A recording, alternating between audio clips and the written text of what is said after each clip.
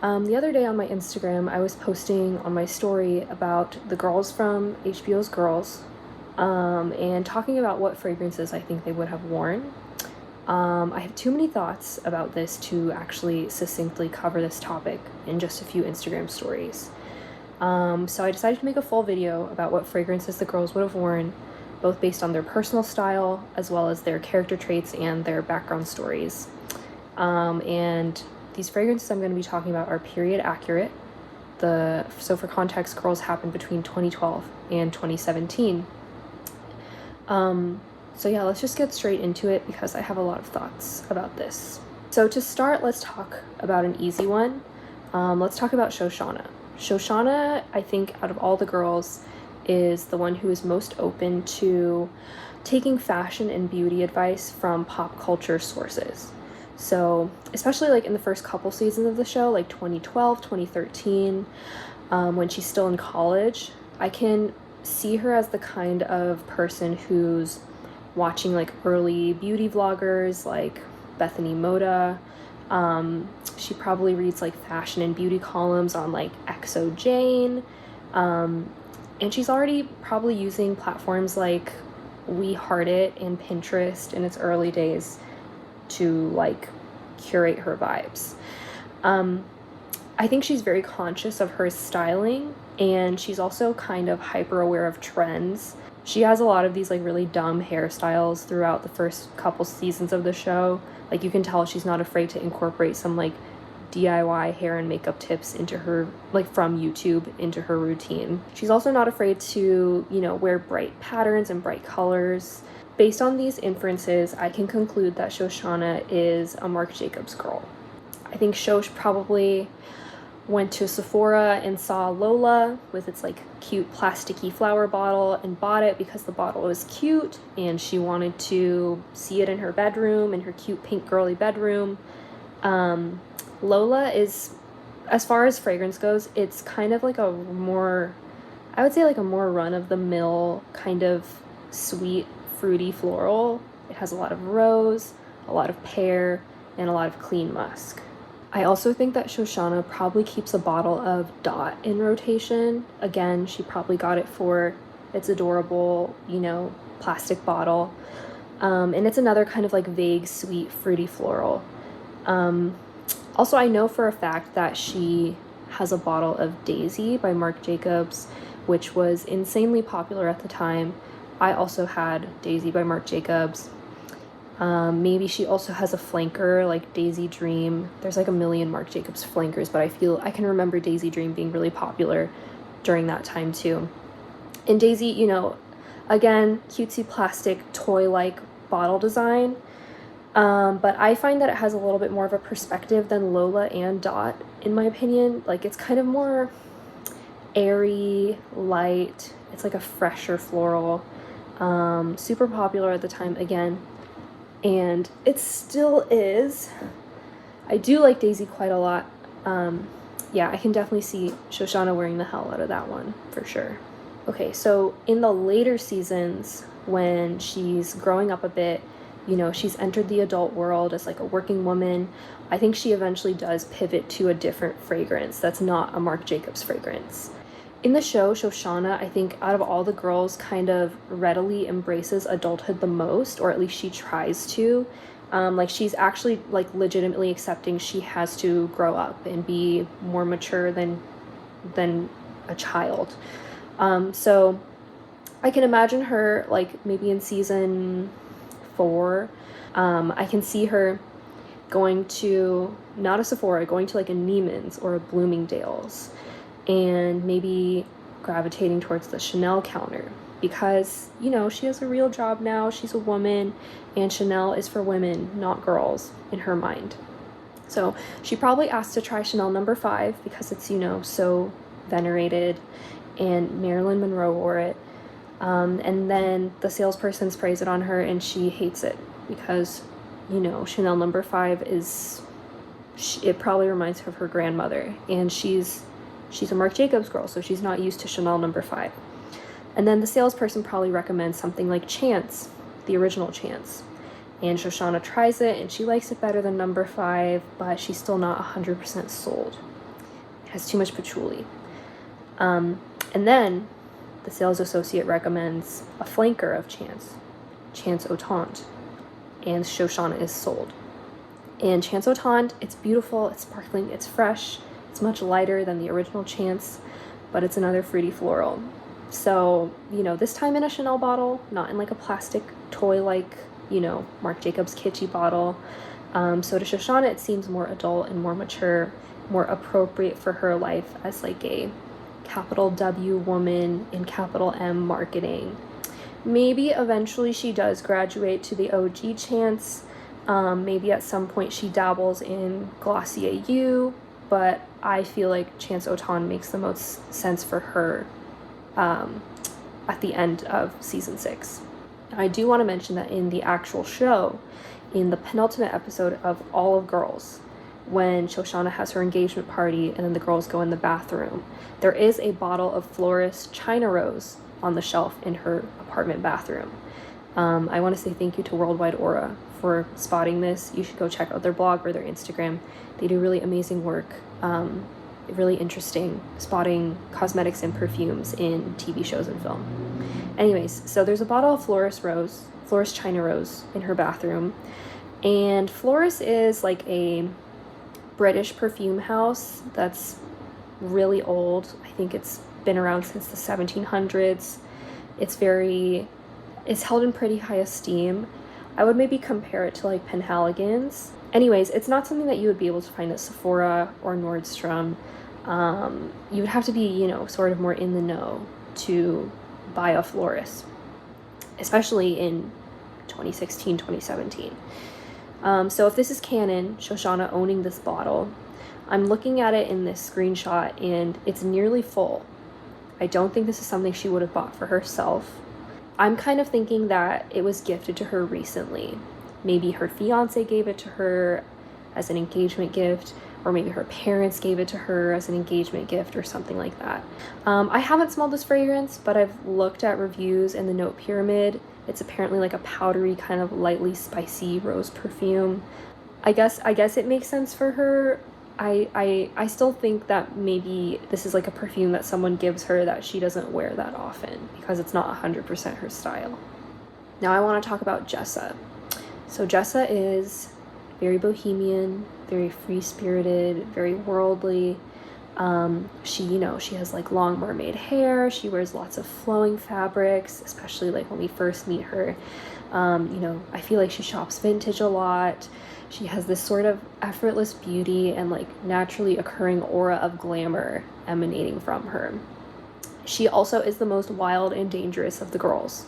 She does what she wants when she wants.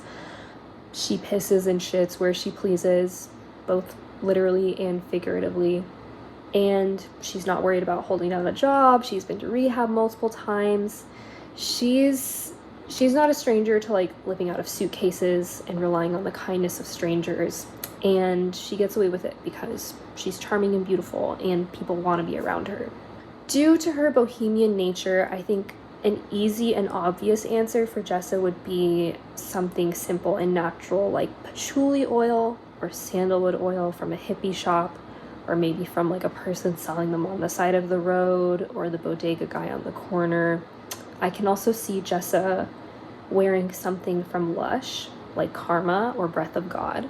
I also think she would be confident enough to wear Lust from Lush, which is, I think it was released in 2010 or 2011. And it's very famously like a heady, indolic, like slutty jasmine perfume. I can definitely see her wearing that, especially the original version. I think it's been reformulated a little bit since then. It's not quite as slutty as it used to be.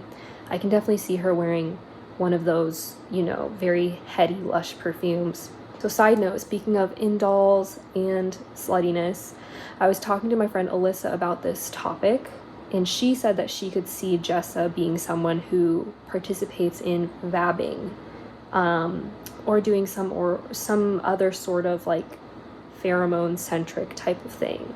And I definitely can see that for her. Like, I really agree with that.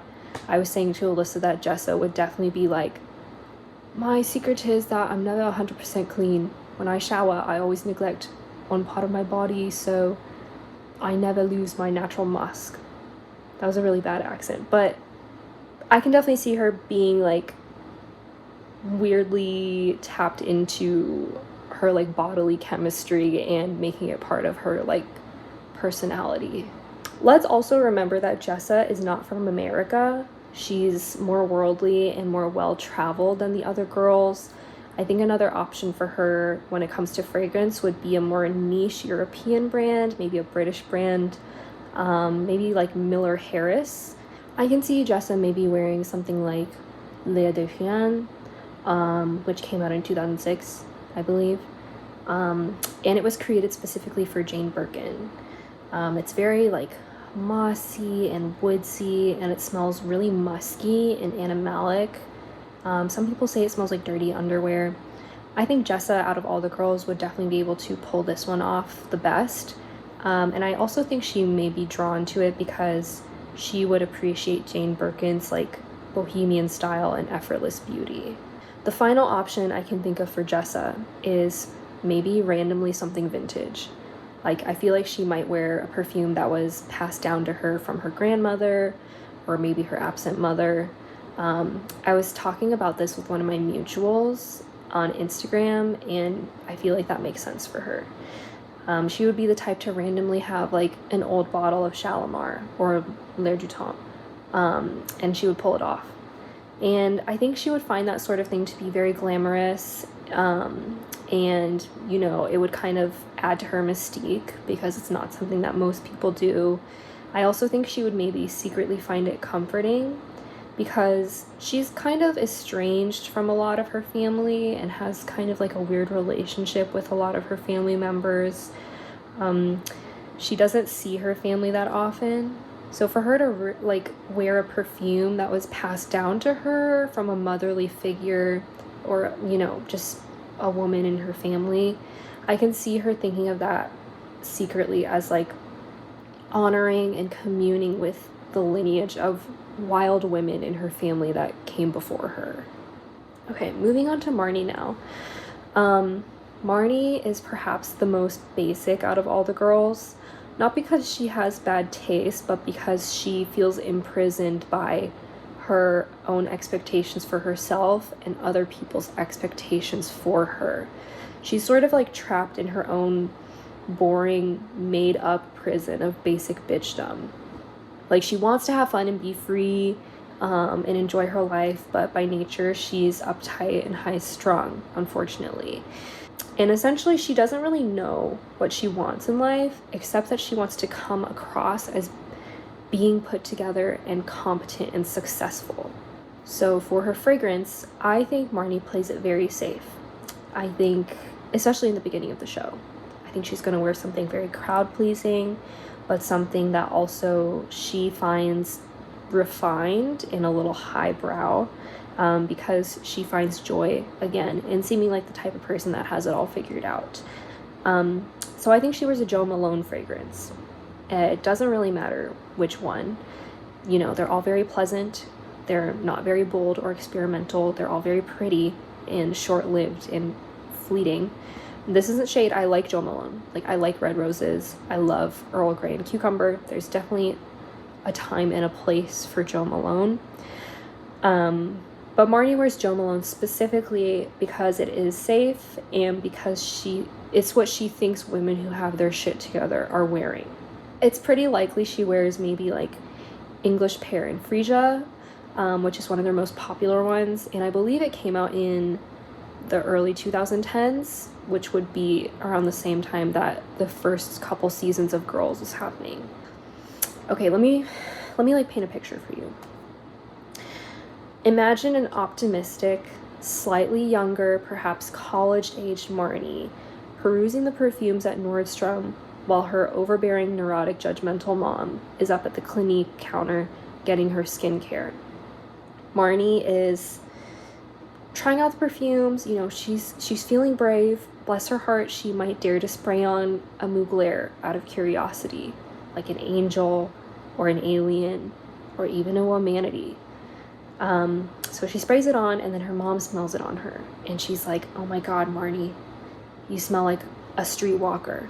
You smell like you're just giving it away. You know, very like New Jersey woman turned wasp mother, you know, having like kind of a controlling attitude towards her that we see in the show. So Marnie is traumatized. Then she spots the Jo Malone counter, you know, which looks very grown up and refined and simple and safe. The scents have very simple and descriptive names like white jasmine and mint, lime basil and mandarin, grapefruit. So Marnie feels safe, and she feels that Jo Malone is something that an elegant, refined woman would wear, not a streetwalker.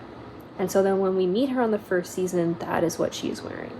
Like Shoshanna, I do think that what Marnie wears changes throughout the series. I would say throughout all 6 seasons, Marnie doesn't really know who she is. She sort of absorbs the opinions and taste and lifestyle of whatever guy she's in love with at the time. So I would say maybe in season 2, she breaks up with Charlie and gets with Booth Jonathan, who's kind of like a huge douchebag artist, very pretentious, but he has prestige in the art world. So she starts dressing more avant-garde. She starts hanging out with all of his pretentious artsy friends, and this is the point when I think she starts wearing Le Labo. And Le Labo as a brand is very pretentious. I do love some of their fragrances. I love Jasmine 17. Another 13 was also very important to me in my early fragrance journey. But you have to admit, Le Labo is pretentious. You know, they mix all their fragrances in-house. You know, the shops are very intentionally styled to look like apothecary lab type interiors. They're like intentionally marketing themselves as different than like normal designer perfume brands. And at this time, like 2012, 2013, they are perceived as like cool and hipstery and niche. I think Santal 33, which is like their biggest hit, only came out in 2011. So in 2013, which is when season 2 takes place, which is when Marnie gets with Booth Jonathan, I think she's wearing Santal 33, which is, I mean, we probably all know this, but it's kind of like a very airy, aquatic approximation of sandalwood. Like sandalwood by way of med spa. Yeah, sandalwood that's been to the med spa is how I would describe it. So many sandalwood fragrances are just emulating Santal 33 and trying to be Santal 33. So even if you haven't smelled the original, you've definitely smelled Santal 33. You know, some people say it smells like cucumbers and pickles and stuff. It's that, you know, aquatic sandalwood. Last but not least, we have Hannah. When it comes to beauty and styling, Hannah kind of sits in the middle of the other 3 girls. Some of her styling is more trendy and cutesy, some of it is more bohemian, and some of it is more businesslike and upright. But usually she keeps it pretty comfy. I think comfier than the other 3 girls. Also, sometimes her clothes don't fit. She has some strange pieces in her wardrobe. According to Marnie, she doesn't wash her forehead. We know that she barely brushes her teeth sometimes.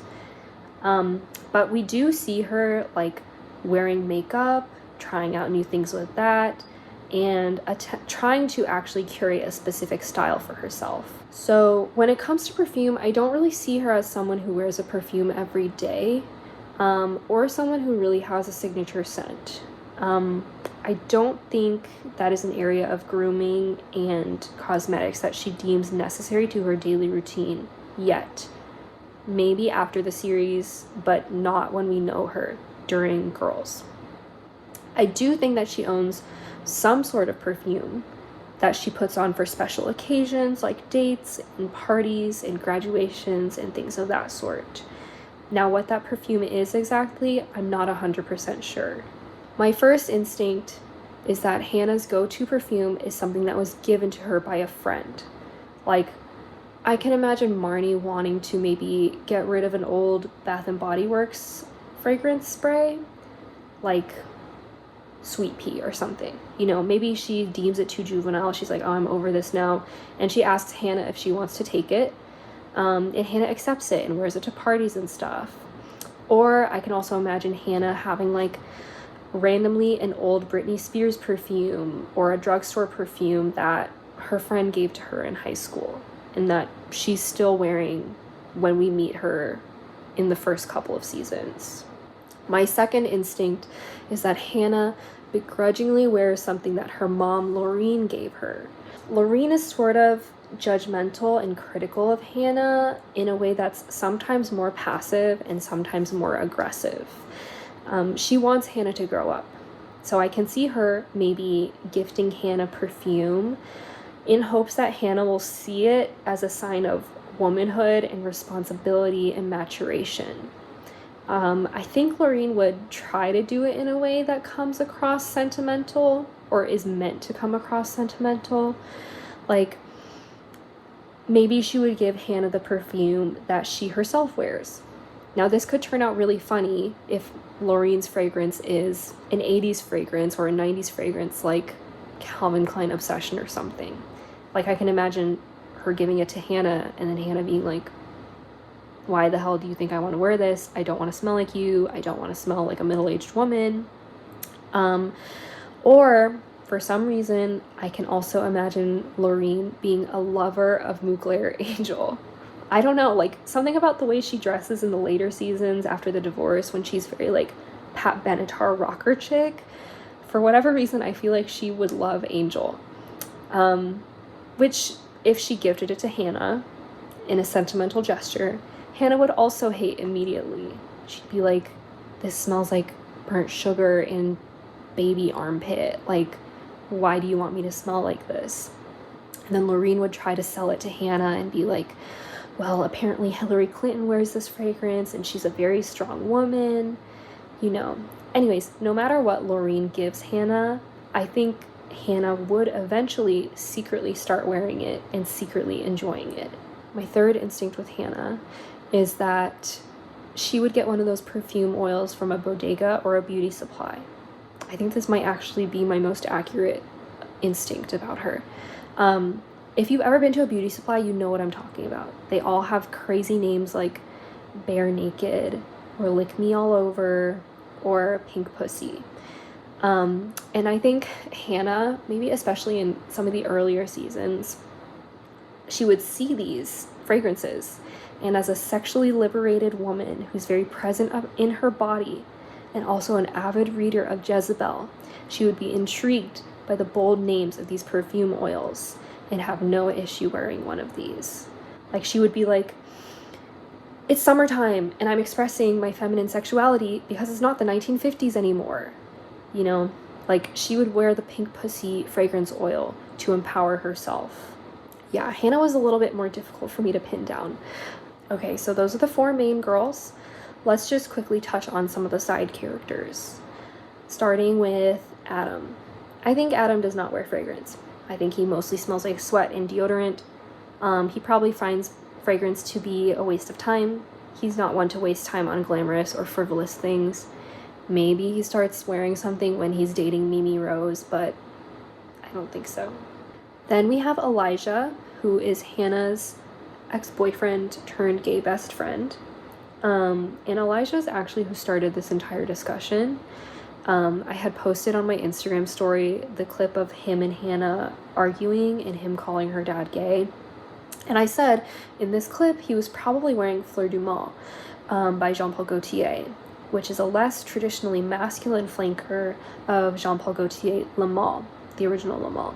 It's pretty like soapy and neroli heavy. It's very soft and powdery and herbal. It has a lot of chamomile in it, which is not so common as a focal point in masculine fragrances. So I can see Elijah wearing that and enjoying that. I can also see him maybe wearing a Tom Ford. Santal blush, for whatever reason, is sticking out to me. I don't really have like a breakdown of my reasoning for that. Then we have Mimi Rose. She probably makes her own perfumes, and she's probably infuriatingly good at it because she's irritatingly good at seemingly everything she does. Then we have Desi. This could go a couple of ways. The obvious answer for him, as a folksy hippie kind of guy, is for him to wear patchouli oil. something from the hippie head shop. Or I think this answer would actually be more interesting for his backstory. He might randomly have a very expensive fragrance that one of his ex-fiancés or ex-wives gifted him, like maybe a Creed or a Clive Christian. I feel like in the past, he may have been entangled with a woman who was much better off financially than he was, and she gifted that to him, and he's still using it, which is messy, but also very Desi. Ray is difficult. He kind of has this grumpy old man attitude. I don't know that he's too concerned about fragrance in general. Also, like in the first couple of seasons, he's basically homeless, so he's like got bigger fish to fry than worrying about what he smells like. But later in the series, if he does wear anything, maybe when he's like running for, is it like city council? Maybe he wears something that like his father would probably wear, or like something he saw his father wearing growing up, like Davidoff Cool Water or Stetson. Okay, so I know there's other characters like Laird and Caroline and Tally Schifrin and Charlie, but honestly, I don't have a lot of strong instincts about what fragrances they would wear. I don't think we know enough about them to make any fume-related assumptions. So that's all I'm going to talk about. If you don't watch Girls, you should go watch it. It's really funny. It's a great time capsule for that era between 2012 and 2017. Also very topical right now because Lena Dunham's memoir just came out. I've been reading it. It's pretty good, pretty interesting. I want to hear from you guys. Please comment what perfumes you think the girls would wear. If you agree or disagree with me, let me know. I'm really curious to know what you guys think, and I will see you in the next video.